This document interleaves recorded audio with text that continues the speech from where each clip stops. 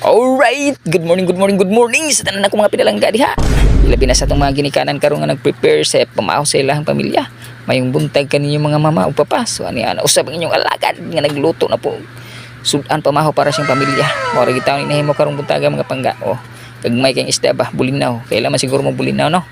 O mo ni siya karon nga akong gilimpyuhan mga pangga. Akong gikuhaan og tinai kay para inigluto dili pait.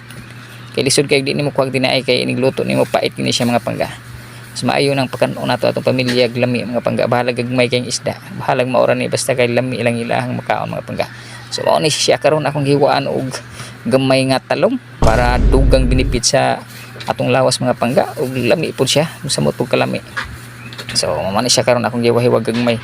So iwaon lang natong gagmay ang talong kay gagmay raman po kayong isda nga ato ang giluto karon lisod sa kayo di natin og gagmay. Atong tangag silispada mga pangga para hang-hang pug gamay ang imong gikaon ba. Nga karon nya gibutangan ako bombay gamay nya ahos gamay. So igo na mga pangga. So lipay na ang tiyan anak karong buntaga mga pangga ug sigurong hurot na po ang kanon nato ani mga pangga. Nya butangan nato asin kay di man ginabawaw dili nato butangan asin.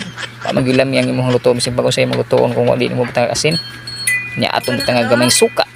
Ang sa mga duha lagi kaluwag nga suka mga pangga. Nya kini suka lami kini mga pangga kay suka gini sa lubi mga pangga. Tuba ba tuba kay lamog tuba. Mao na ni siya mga pangga, ready na.